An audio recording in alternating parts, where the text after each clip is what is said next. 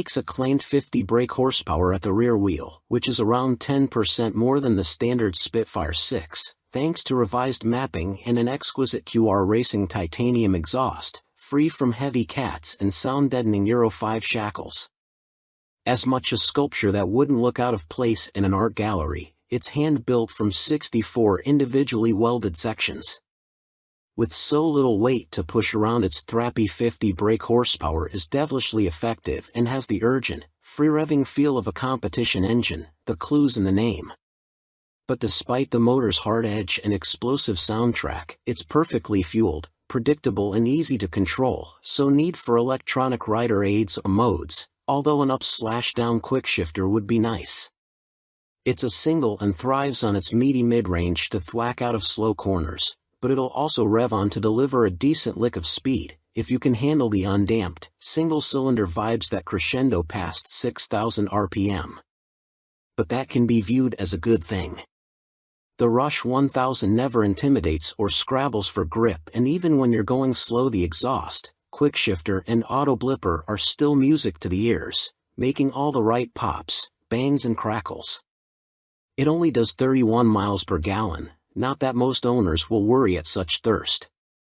You quickly get used to the way the MV goes serenely about its business, and it's only when you need to overtake and have to stamp down a gear, or 4, you realize how little grunt there is.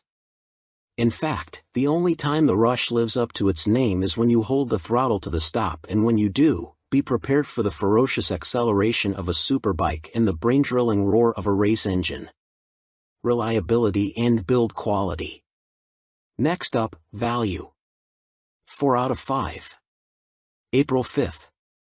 Build quality, fit, finish and attention to detail are everything you'd expect on a bike costing this much, and on our brand new test bike everything works perfectly.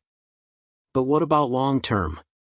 Well, MV Agusta have improved reliability since welcoming their new Russian owners, and with UK importer Crazy Horse now fully up and running, spares supply shouldn't be a problem. The whole MV range also comes with a 3-year warranty and 2 years roadside assistance. Value versus rivals.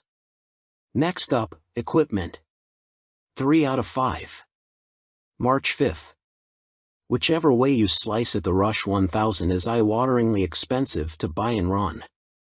In terms of pure performance, it's no better than its super naked rivals and lacks their real-world grunt. But if you've got this amount to spend on a bike and don't want something run-of-the-mill or mass-produced, the MV will scratch your itch. Equipment. 5 out of 5. May 5th. It's the same riot of heavily sculpted and detailed luxury as the Brutale 1000RR, with swathes of carbon fiber and machined ollie parts, semi-active Öhlins forks and rear shock, Brembo Stylema calipers, Pirelli Super Corsa SP tires, MotoGP-style wings and a hand-stitched Alcantara-style twin-pad seat. It also has cornering traction control, 8 levels, and ABS, anti-wheelie, cruise and launch control, for rider modes, and a color dash that links to your phone. The Rush 1000 takes the decadence a step further. Your extra 4,800 pounds gets you around instead of teardrop-shaped headlight with cornering LEDs that fan out around the headlight like a peacock. They strobe when the ignition is switched on and illuminate one by one as the bike leans over. It also has a revised Super Veloce-like carbon tail section with a bottom of a beer can rear light and a satin gray paint job with red Batmobile flex. It wears a spoked wheel up front, and its forged ollie rear is fitted with a carbon hubcap fixed to the rear wheel spokes. Does it affect stability and sidewinds? No. You also get a Race Kit SC Project titanium exhaust and revised fuel mapping, which is a work of art and sounds suitably naughty.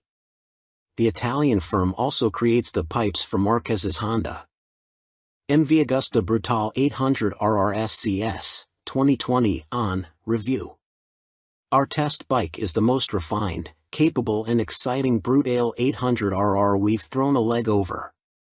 Everything from the power of its brutal Brembos, to the way it rolls beautifully into corners and the riotous din from its 3/cut pipes is feel-good overload.